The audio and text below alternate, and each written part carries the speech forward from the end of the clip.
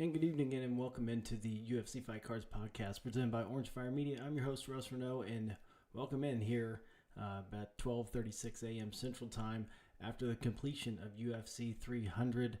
Alex Pereira against Jamal Hill for the light heavyweight championship of the world. So we will get to all the action here, right here on the show in just a few minutes. We'll wrap up everything up quickly, and then we'll get to kind of the rest of the schedule that we have. That we know of for the rest of the year so far. But what a night for UFC 300, and people had talked about how this main event was anticlimactic, and this had been such a good card put together, and that the main event just wasn't going to live up, and everybody was wrong. Like this was a great event, great night to watch, and a really fun card. From top to bottom. We're going to talk about every fight. We don't always do that on the show, but we're going to talk about every single fight tonight because usually, not every fight has implications for that division as far as championship goes or rankings. So we don't talk about every single fight every week, but tonight we're going to make an exception because everything had implications going forward. So we'll just kind of touch on every single thing, and we will start with the main event. So let's get down to it. Just ended just a few minutes ago, and we jumped right on here because we just want to get on here, be the first ones to start talking about what just happened that night, and got on my championship t-shirt. We had 2 belts. I mean 3 if you count the BMF belt, but 3 division championships on the line tonight. So broke out the championship black and gold. So let's start with Alex Pereira and Jamal Hill. Just ended. So Alex Pereira defends the light heavyweight championship, and something he could not do in the middleweight division, but he does it here in the light heavyweight division, and just building an unprecedented legacy for himself, and taking on the former light heavyweight champion. Jamal Hill won that belt back by getting knocked out in the very first round. About 3 minutes in, Alex Pereira, there was a kick, and it was kind of weird to me. That's why I could have been on here about a minute sooner, but I had to watch it again because it just seemed odd that Jamal Hill threw a kick, hit right around the waistline, the belt line. I didn't think it was low. But Herb Dean almost stepped in for us to kind of give a break and make sure that Pereira was okay. But Pereira waved him off, just stiff-armed him, and when action got back to it, just connected with a left to Jamal Hill and put him away. And it was just really a weird kind of stoppage or a non-stoppage. So I don't know if Jamal Hill thought that the action just wasn't going to get going that quick and was just caught off guard, or just Alex Pereira just saw an opening and took it.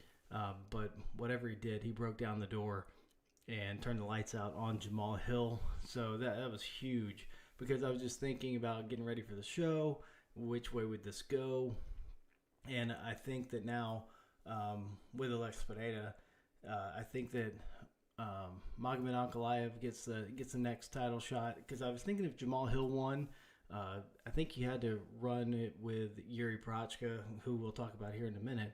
But I think Jamal Hill, Yuri Prochazka was the champion when Jamal Hill became champion against Glover Teixeira, and they never got to do that business in the octagon. So I think that Jamal Hill Yuri would have been perfect timing. I was just kind of playing that out in my head, and then boom. Pereira just puts away Hill for the win. So I think you got Ankalaev next. I'm not real excited about that. I think Pereira probably does the same thing to him. Maybe a little bit more technical fight. Maybe goes a little bit further, but I think the result's the same at this point. So I see a few title defenses in Alex Pereira's future, and so great win for him. And we'll talk about, we made some picks before the fights. We laid it all out there, and we did pretty well. did really well on the prelims. Got to the main card and kind of choked it up a little bit, but did really well up until the middle part of the main card. So we'll talk about that and the picks we made here in just a few minutes. So let's get to the co-main event, and this was the Women's Strawweight Championship, and had its moments, but Zhang Weili getting a decisive, unanimous decision, but this was not easy. You see some of the scorecards, 49-45. It really did have its moments. Yan Xiaonan looked really good in the third round. But if you're, I didn't say it before, but spoiler alert, if you haven't watched yet, we are going to give away every single result. So you already know the main event, the ending of that one. But from now on, if you don't want to know who wins these fights and what happened, then kind of turn it off and come back later and listen. You can do it on YouTube. You can do it on all the podcast platforms and find our show there. So Zhang Weili defending her women's strawweight title against her fellow countrywoman from China, Yan Xiaonan, was unanimous decision. Zhang Weili almost choked out. I think she did choke out Yan Xiaonan at the very end of the first round, and looked like Yan was out right as the bell, or right as the horn went off. How wobbly, she did get up on her own, so I think that's what allowed the fight to keep going, and looked really good in the third round. Looked like she was turning the tide on Zhang Weili. Looked like maybe Zhang had gassed out in the second round in her arms, trying to hold some of those positions, and Yan knocked Zhang Weili down a few times and just couldn't capitalize on it, couldn't take advantage. And so Zhang Weili holds on. I wouldn't be surprised if these two meet again sometime down the line, maybe sooner rather than later, depending on the health of Tatiana Suarez. She's coming off that knee injury, so who knows when she'll be back. It's just something that she's faced her whole career. Sad to see, because everybody would love to see her get in there, stay healthy, and make a run at that championship. So we'll see what happens there. Like I said, if Tatiana Suarez is ready to go, I think that's the way you go in the women's strawweight division next. If she's not, I don't know that you run this one back just because of the scorecards, but I don't see anybody else who really is deserving right this minute. So who knows? That one's kind of up in the air for me. So let's look at the BMF championship on the line, and this was something. This was the kind of unreal, just that moment that you look back on, and you're gonna, when we talk about UFC 400 like 8 years from now, in 2032, you're gonna be talking about UFC 300. You're gonna be talking about this fight between Max Holloway and Justin Gaethje. It's a lightweight matchup, so Max Holloway moving up to take on the number 2 ranked contender in the lightweight division. And this fight was phenomenal. Max Holloway picking Justin Gaethje apart, really at the end of round 1, landing that spinning heel kick, and it caught Gaethje on the nose, bleeding from that nose the rest of the fight, and probably played a factor in this. But Holloway was up. He probably won every round, and they decide to throw down. He decides to throw down in the middle of the ring for the last 15 seconds of the fight. He's got this thing in the bag. He has clearly won every single round, and just turns the lights out on Gaethje with 1 second left. I just put him out cold. Mark Goddard made the stoppage.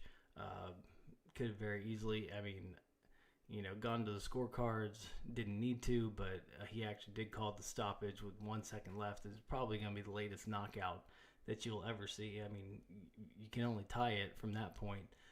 So just a walk-off victory for Max Holloway.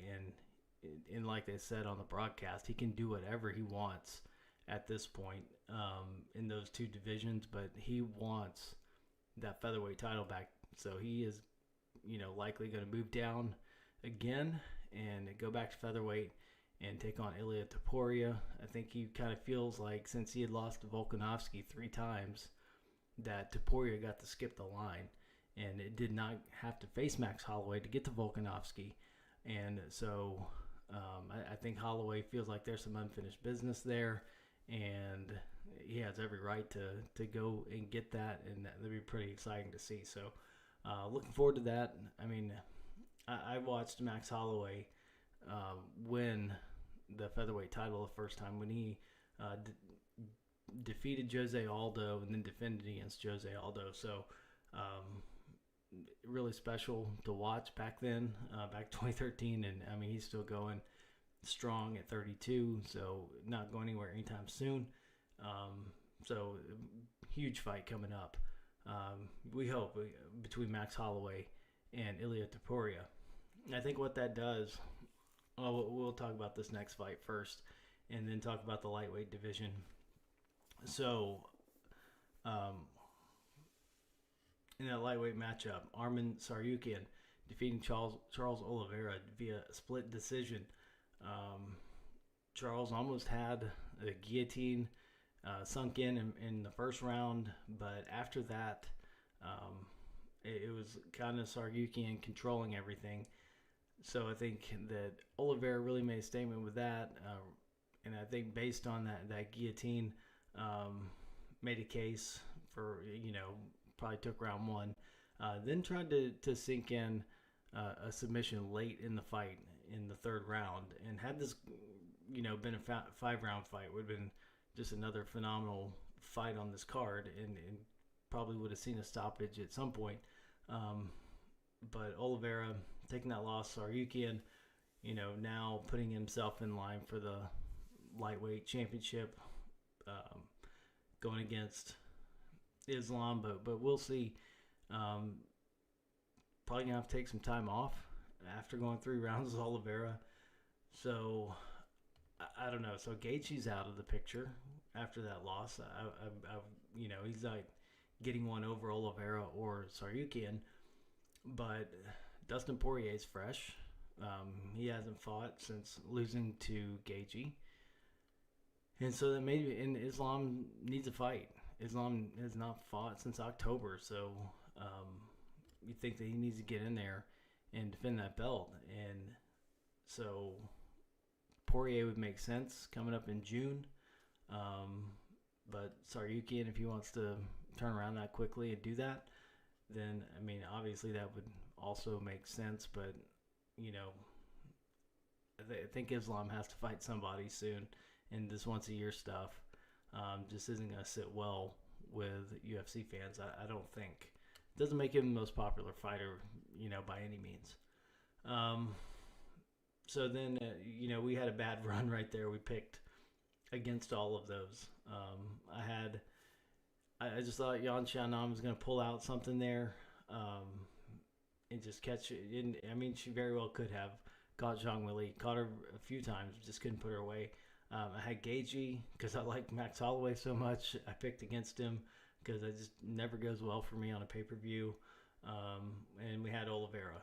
So lost all 3 of those, but only lost one other fight in the whole thing. So we went 9-4 overall, and we'll get through it and we'll recap that. So the first fight on the main card of the night, Bo Nickel defeating Cody Brundage by a 2nd round submission. Bo just did what Bo does. And, we talk a lot about trading cards on the show. That's part of the dual meaning of the name of the show. And Bo Nickel is, the biggest rookie from 2023. And we have the biggest rookie from 2024 on this card as well that we'll talk about in a minute. But Bo just getting it done. And we just want to see more of him. And just see him continue to improve. A lot of people don't like him. for whatever reason. I don't know why. The guy's just good, and he's gonna be here for a while, so probably want to get used to it.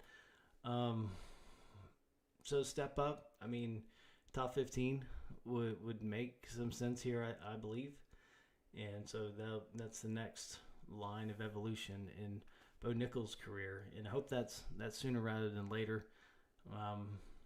Like to see him maybe in July at International Fight Week. That's kind of his trajectory. Um, so great to see Bo not derailing any hype trains today. So a lot of people like to see that. They just want to see the hype trains get derailed. I don't. I think it's bad for the UFC. It's bad for MMA. So don't derail the hype. Don't cheer for that every time that it happens. You want to see people's cards be devalued and people who put so much into collecting a fighter, and then their stock just plummets after a loss. So don't wish that on anybody, unless unless the guy or girl's just not a good personality. Then hate him all you want to. But I don't know that Bo's done anything real terrible to earn that at this point. So the featured prelim, last fight was a good one. Former light heavyweight champion Yuri Prochazka defeating Alexander Rakic by a second round TKO, and Rakic had won the first round, and it really had Prochazka didn't look good in the first round. Prochazka didn't look good in the first round. Kind of had him on the ropes in the second round, and Prochazka wasn't looking great there either. And then just caught Rakic and just caught him and turned that thing around quick and got the TKO and the win. Like I said earlier, I don't think it's going to get him a title shot. I think if Jamal Hill had won, it would have. But I think Ankalaev's just sitting there and probably deserving of facing Pereira next, since Prochazka's already faced him. So look for that going forward. Maybe you still do Jamal Hill and Yuri. Just see how that plays out.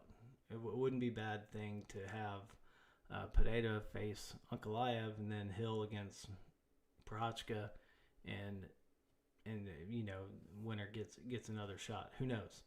But it kind of makes a little bit of sense there. So here's the only other fight that we lost.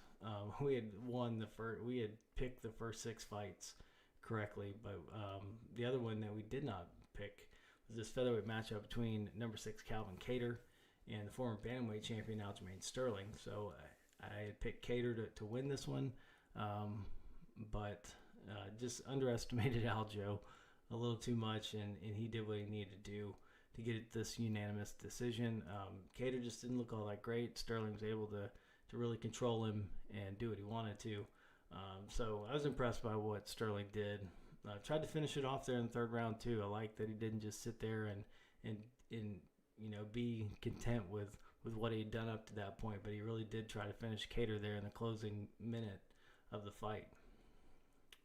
So we'll see what happens with Aljo going forward in the featherweight division. I mean, that moves him up. He's going to get a number next to his name in the featherweight division. Just don't know how high that's going to be. But just like to see some fresh blood there in the featherweight division. That's nice. So women's bantamweight division. This was a huge debut for Kayla Harrison, defeating Holly Holm, ranked number 5, former champion, submitting Holly Holm in the second round. Just dominated Holly Holm in the first. Those strikes were 46-0. In that first round, ended up like 46-1 on significant strikes overall for the fight.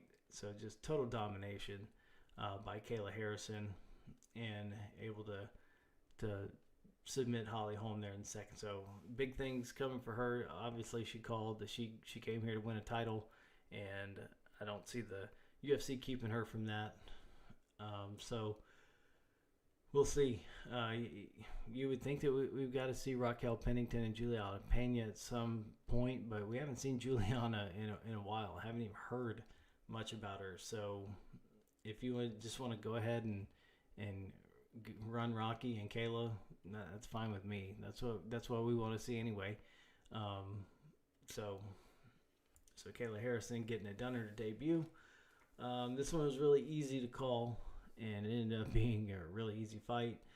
Diego Lopez, as I said, top fighter in the 2024 trading card products, and he came through tonight with a huge win over Sadiq Youssef, who was ranked number 13 in the featherweight division.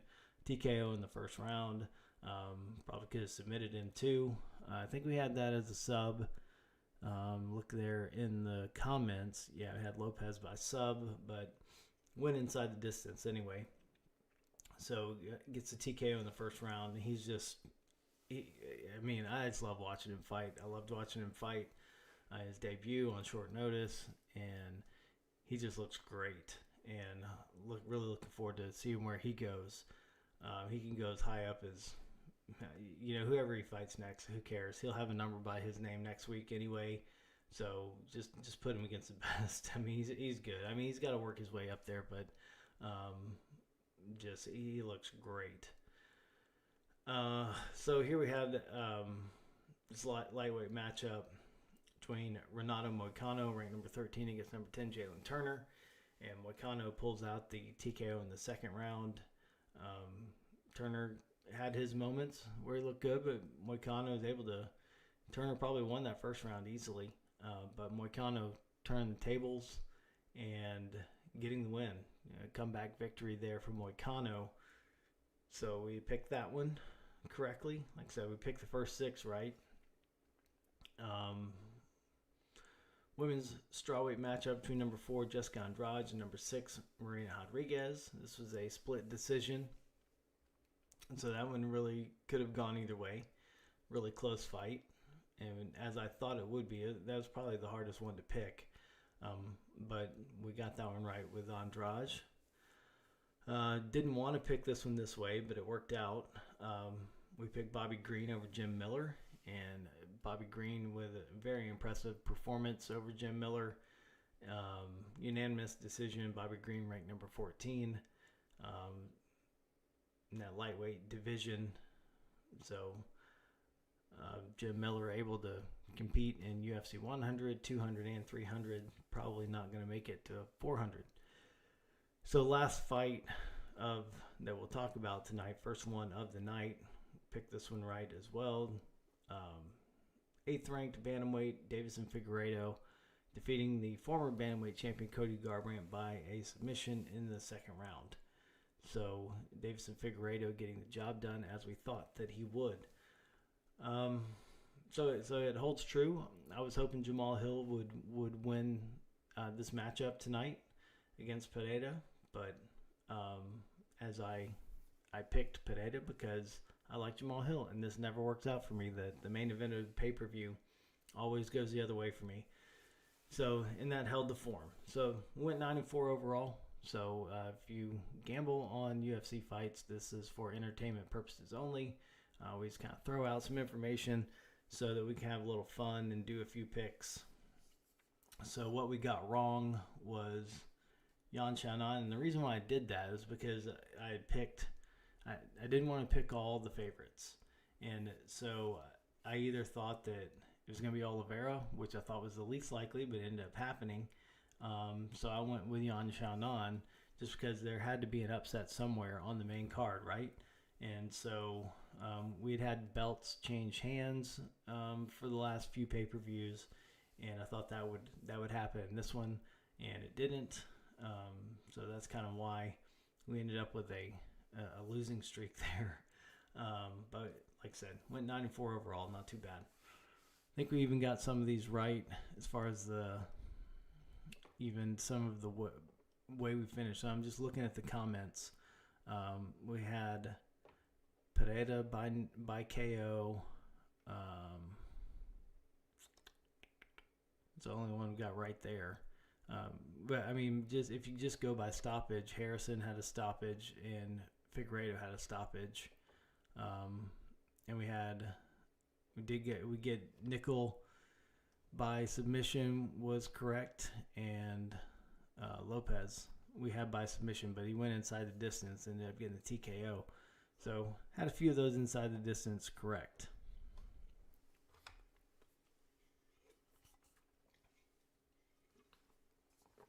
We'll take a look at a few of our cards that we have left here in a few minutes, but let's run through the rest of the UFC schedule. So we'll be off next week. There's no UFC event next weekend.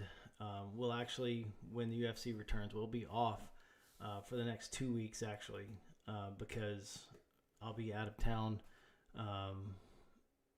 for a little bit. I'll be out on the 27th, so we will not be on that night with Mateus Nicolau and Alex Perez. It's number 5 and number 8 in the featherweight division. So that's from the Apex in Las Vegas. So we'll be back on May 4th for UFC 301. So we're going to miss a fight night in between these two pay-per-views. Co-main from the Apex on April 27th, number 11 Ryan Spann and Bogdan Guskov in the light heavyweight division. We're just going to hit the highlights now as we run through these. So then we get to, there's one women's flyweight matchup that's top 15, number 12 Ariane Lipski and number 13 Karina Silva, which is a pretty decent fight. And that's what I say all along. Like some of these Apex cards, your better fights are going to be from the women's divisions. So UFC 301, May 4th from Rio, flyweight champion Alessandro Pantoja against number 10 Steve Erceg. Co-main event, the return of Jose Aldo against number 14 Jonathan Martinez in a bantamweight matchup. You got number 10 Anthony Smith, number 15 Vitor Petrino in the light heavyweight division. Middleweight top 15 matchup, number 13 Paul Craig, number 15 Chao Barallo. Women's strawweight matchup, number 13 Karolina Kovalkiewicz against Yasmin Lasindo. And one of the better rookies in 2024, Elvis Brenner, will be in action as well that night. So fight night May 11th from St. Louis. Your main event is number 12 Derek Lewis, number 15 Rodrigo Nascimento in the heavyweight division. And fight night May 18th from the Apex, Edson Barboza and Laurent Murphy in a featherweight matchup. And the return of our favorite fighter, Haley Cowan, former Baylor Bear, taking on Tamiris Vidal in the women's bantamweight division. UFC 302, June 1st in Newark, New Jersey. Don't know the main event yet, but some good fights on the card right now. Anthony Hernandez, Roman Dolidze, Grant Dawson, Joe Selecki. So they're putting those together. Fight night, June 22nd, Riyadh, Saudi Arabia. Number 3, Robert Whitaker against number 11, Hamzat Chimaev in the middleweight division. Heavyweight matchup between number 3, Sergey Pavlovich, and number 6, Alexander Volkov. Number 7, Johnny Walker against number 9, Volkan Ozdemir in a light heavyweight matchup. And then here's just the rest of the schedule that we know of right now with no main events, no fight scheduled. UFC 303, June 29th in Las Vegas, T-Mobile Arena. That's International Fight Week, so that'll be the next huge card that'll kind of rival this one, we hope. Fight night August 3rd from Abu Dhabi, and UFC 305 August 17th in Perth, Australia. And just announced this week, UFC 308 returning to Abu Dhabi on October 26th. So no main events, no fights scheduled for those yet, but we'll keep an eye out and we'll talk about them every week right here on the UFC Fight Cards podcast. So you know that you can find the show you're watching on YouTube now, and then we come back and we upload everything immediately after the show onto the audio platforms. So you can catch us pretty much everywhere. So drop us a line, drop us a note, a question, something you want to see on the show for next time, and we'll definitely oblige. So just want to show a few cards that we have left. All of our stuff is in our eBay store. It's called Orange Fire Lots of Lots. So you can look in there and find a lot of the stuff that we have left. We do have some good stuff, some good autographs, and I'll start with these. BJ Penn for legendary signature from 2022. That's when encapsulated by Panini.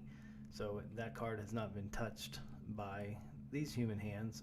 Got another numbered BJ pen card, a Donruss Red Hollow Laser numbered to 75, and just some other stuff we'll throw in with that. Silver Prism, green retail, and just some other BJ pen cards. And some of these go back to 2015. Some of the stuff we pulled out from Chronicles, Leon Edwards, an XR numbered to 99, and a Giga Chikadze Contenders numbered to 99 as well. That's the most recent stuff that we looked at. Still waiting on this Redemption to come back, but this is Israel Adesanya throwback signature. So we're kind of holding out that'll actually come through, and then we'll put that together with this purple and orange. So the purple numbered to 149, the orange numbered to 99, and then we'll put it together with this champion signature. And hope to get that in soon, show it to you right here on the show. We've got other stuff we'll take a look at. We opened up Habib